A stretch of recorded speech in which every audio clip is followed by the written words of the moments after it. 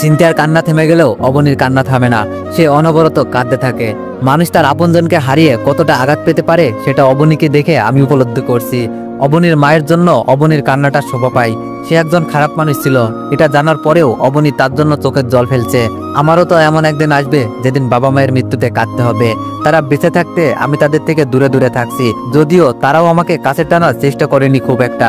তবে ছেলে হিসেবে বাবা মায়ের প্রতি আমারও একটা দায়িত্ব আছে। পৃথিবীতে সব বাবারও তো আর এক হয় না। আমার বাবাও হয়তো একটু আলাদা, তাই আমার সাথে এমন করেছে। অবনী যদি তার মায়ের সবকিছু জানার পরেও মৃত্যুর আগে তার পাশে থেকে সেবা যত্ন করতে পারে, একজন আদর্শ সন্তানের দায়িত্ব পালন করতে পারে, তাহলে আমি কেন পারবো না শেষ বয়সে আমার বাবা মায়ের পাশে থাকতে। সত্যি বলতে অবনীকে দেখে নিজের বাবা মাকে অনেকটা মিস করেছি। এমনটা আগে করিনি, কিন্তু আজ মনে হলো আমার মাও হয়তো আমার জন্য কাঁদে, যেমনটা অবনীর মা মরার আগে অবনীর জন্য কেঁদেছিল। 2 দিন অবনীর ওখানে থাকলাম আমরা, তারপর চলে আসলাম। অবনী এতটাই ভেঙে পড়েছিল যে সে আমার আর সিনথিয়ার সম্পর্কে জানার আগ্রহ প্রকাশ করেনি একটা বারের জন্যও। অথচ আমি ভেবেছিলাম আমাকে আর সিনথিয়াকে এভাবে একসাথে দেখে অবনী অনেক প্রশ্ন করবে, অনেক কিছু জানতে চাইবে, কিন্তু তেমন কিছুই জানতে চাইল না অবনী। তার মানে কি অবনীর ইমোশনগুলো তার মায়ের জন্য ছিল, আমার জন্য ছিল না? সে কি তার মায়ের জন্য আমার কাছে ফোন দিয়ে কান্না করতো? অনেকদিন আগে আমাকে ভালোবাসতে চেয়েছিল, এমন তো না যে আমাকে ভালোবেসেছিল। এতদিন নিশ্চয়ই ভালোবাসার মতো কাউকে খুঁজে নিয়েছে অবনী। আমিও এটাই চেয়েছি। আমি চাইনি সে আবার আমাকে ভালোবাসুক। আগে হয়তো তার ভালোবাসাটা আমি ফিরিয়ে দিতে পারতাম না, কিন্তু এখন তাকে গ্রহণ করার মতো অবস্থায় আমি নেই। কাজেই অবনী যদি নিজের সুখের জন্য কাউকে খুঁজে নিয়ে থাকে, তাহলে আমার চেয়ে খুশি আর কেউ হবে না। কারণ আমিও চাই মেয়েটা তার একাকিত্ব দূর করে কষ্টের জীবনের অবসান ঘটিয়ে সুখে শান্তিতে বেঁচে থাকুক। কিছুদিন পরের কথা, হঠাৎ করে একদিন জানতে পারি বাবা হার্ট অ্যাটাক করেছে। যখন খবরটা শুনতে পেলাম তখন রাত 8টার মতো বাজে। আমি তখন সিনথিয়ার সাথে খাবার খাচ্ছিলাম। খবরটা শোনার পর আমার কোনো কিছুই মনে ছিল না। তিনি আমাকে বাসা থেকে বের করে দিয়েছিলেন।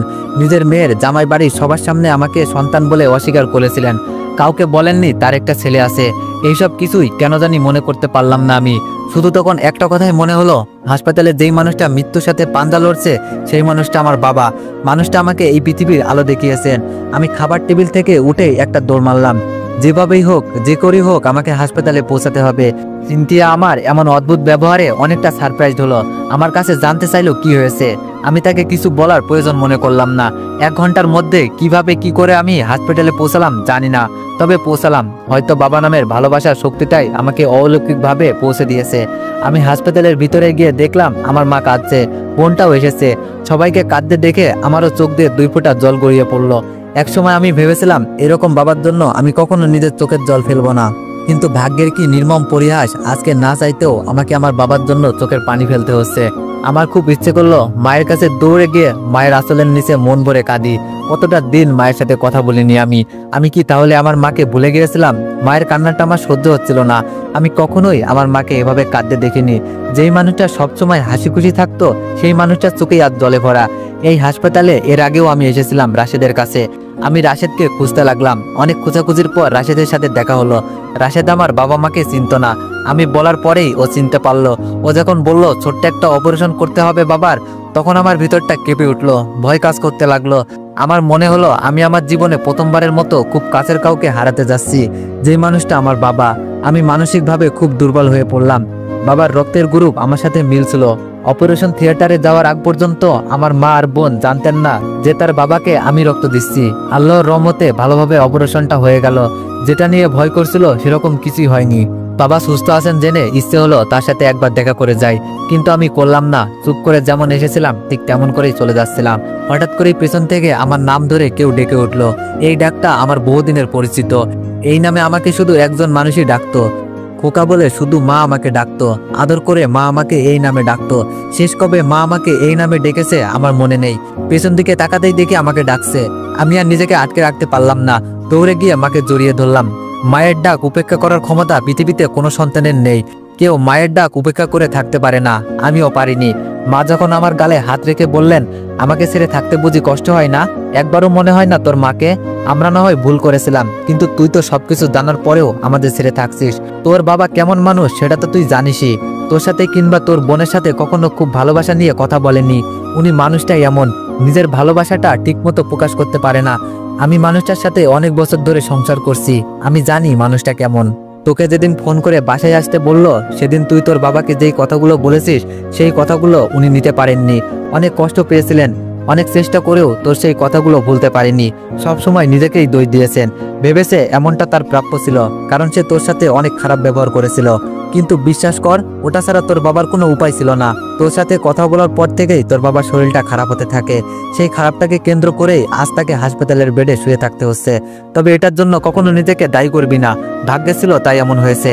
আমি মায়ের এগুলো প্রশ্নের জবাবে কিছুই বললাম না, চুপ করে তার দিকে চেয়ে রইলাম, কারণ এই পবিত্র মুখটা অনেকদিন হলো আমি দেখিনি।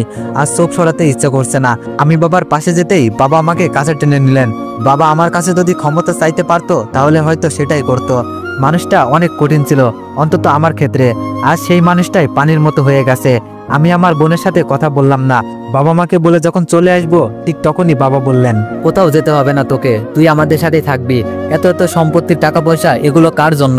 এগুলো দিয়ে আমরা কি করব? এগুলো তোর। তখন আমার বোন এগিয়ে এসে আমার হাত ধরে বলল, ভাইয়া থেকে যাও না, আমি ওই দিন তোমার সাথে কথা বলতে চেয়েও বলতে পারিনি। বিশ্বাস করো, আমার ভিতরটা পুড়ে যাচ্ছিল তোমাকে এতদিন পর দেখেও কথা বলতে না পেরে। আমাকে ক্ষমা করে দাও। ক্ষমা না করে কি থাকতে পারবে তোমার বোনটাকে? আমি কিছু বলি না, আমার বোনের দিকে তাকিয়ে মুচকে একটা হাসি দিই শুধু। বাবাকে বলি আমি এখনই বাসায় যেতে পারবো না, তবে যাব, তোমাদেরকে ছেড়ে থাকবো না। তবে এই মুহূর্তে আমি তোমাদের সাথে থাকতে পারবো না। আমি বাবা মা আর বোনের হাসি মুখটা সাথে নিয়ে হাসপাতাল থেকে বেরিয়ে আসি। বাসায় ফিরতে ফিরতে অনেক রাত হয়ে যায়। আমি ভেবেছিলাম সিনথিয়া ঘুমিয়ে গেছে, কিন্তু যখন বাসায় গেলাম তখন দেখলাম সে এখনো জেগে আছে। আমার ওইভাবে চলে যাওয়ার কারণ জানতে চাইলো, আমি তাকে কিছুই বললাম না। কয়েকদিন পর সিনথিয়া একদিন আমাকে বলল হাসানের সাথে দেখা করবে। হাসান আসবে কালকে, কাল 10টার সময় তার সাথে আমাকে যেতে হবে। আমি সরাসরি না বলে দিলাম। ঠিক তখনই সিনথিয়া বলল, ও এবার পার্কে দেখা করতে চাচ্ছে। এর আগে তো সবসময় রেস্টুরেন্টে দেখা করেছি, এবার পার্কে কেন বুঝতে পারছি না, তাই আপনাকে সাথে নিয়ে যেতে চাচ্ছি। তখন আমি একটু তিরস্কার করেই বললাম, প্রেমিক প্রেমিকার মধ্যে আমি কেন যাব? যা করতে ইচ্ছে হয় তাই করবেন। এতদিন ধরে প্রেম করেন, অথচ বয়ফ্রেন্ডের সাথে পার্কে দেখা করতে ভয়। কি করবে? বড় জোর চুমু খাবে, জড়িয়ে ধরবে। যাকে ভালোবাসেন তার সাথে এইসব করতে পারবেন না? আমি এইসব কথাগুলো বলছিলাম সিনথিয়ার রিয়াকশনটা দেখার জন্য। সে যে এতটা রিয়াক্ট করবে বুঝতে পারিনি। সে রাগে কাঁপতে কাঁপতে বলল, আমাকে আপনি এমন ভাবেন? ভালোবাসি বলেই যে বিয়ের আগে এইসব নোংরামি করব এমন মেয়ে আমি না, আর অতটা বোকাও না। যদি আবার তৃতীয় বিশ্বযুদ্ধ হয়, সেখানে যদি একটা মানুষ নিজেকে সেভ করতে পারে, সেই মানুষটা আমি। জীবনে কত ছেলের সাথে বন্ধুত্ব হয়েছে, কতজনের সাথে ঘুরেছি, কেউ কখনো আমার হাতটা পর্যন্ত ধরতে পারেনি। আর আপনি বলছেন আমি এইসব করব? তখন আমি আস্তে আস্তে নিজেই নিজেকে বললাম, বিয়ে করেও তো কিছু করতে পারেননি। তখন সিনথিয়া বলল, কিছু বললেন? আমি বুঝলাম সিনথিয়া আমার কথাগুলো শুনতে পেয়েছে। আমি বললাম, না না, কিছু বলিনি। পরের দিন 10টার সময় সিনথিয়ার সাথে পার্কে গেলাম সেফটি দেওয়ার জন্য। জামাই হয়ে নিজের বউকে বয়ফ্রেন্ডের সাথে দেখা করার জন্য নিয়ে এসেছি, তাও আবার সেফটি দিতে হবে। অনেক সময় পার হয়ে গেলেও হাসান আসলো না। প্রায় 2 ঘন্টা অপেক্ষা করার পরেও যখন হাসান আসলো না, তখন আমরা দুইজন পার্ক থেকে বেরিয়ে ফুটপাত দিয়ে হাঁটতে থাকলাম। তখন ঘটনা ঘটলো, একদল বকাটে ছেলে আমাদের পিছনে লেগেছে। কিছু পথ যাওয়ার পরে রাস্তার পাশে একটা ফাঁকা জায়গায় আমাদেরকে দাঁড় করালো। দলনেতার বেশে যেই ছেলেটা ছিল সে আমাদেরকে বলল, তোরা জানোস না এই এরিয়াটা খুব ডেঞ্জারাস? তোদের বাসায় কেউ কি জানে? তোর বাপ মেয়ের নাম্বার দে। তখন সিনথিয়া ওই ছেলেটার কথার মাঝে বলল, আমরা প্রেমিক প্রেমিকা না তো, আমরা দুইজন স্বামী স্ত্রী। তখন তারা আমাদের কথা বিশ্বাস করলো না। একজন বলে উঠলো, ভাই এদের থেকে কিছু মজা নেওয়া যাক, ওদের দুইজনকে চুমু খেতে বলেন। যদি স্বামী স্ত্রী হয় তাহলে এটা করতে সমস্যা হবে না। আরেকজন ধমক দিয়ে বলল, আরে বেটা চুপ কর, এটা কোনো পরীক্ষাই হতে পারে না। গবেষণা করে দেখা গেছে স্বামী স্ত্রী থেকে প্রেমিক প্রেমিকা বেশি চুমু খায়। কাজেই এটা দিয়ে বোঝা যাবে না যে ওরা স্বামী স্ত্রী। ওদের জন্য অন্য একটা ব্যবস্থা আছে। তবে প্রথমে ওদের দুজনকে চুমু খেতেই দিই, দেখি কিরকম পারফর্ম করতে পারে, পরে অন্য কিছু নিয়ে ভাববো। আমি সিনথিয়ার দিকে তাকিয়ে শুধু হাসছি। এ নাকি তৃতীয় বিশ্বযুদ্ধ থেকেও নিজেকে সেভ করতে পারবে, অথচ কয়েকটা বকাটে ছেলের হাত থেকে নিজেকে রক্ষা করতে পারলো না। তো এভরিওয়ান, নেক্সট পার্টের জন্য অপেক্ষা করো। ধন্যবাদ।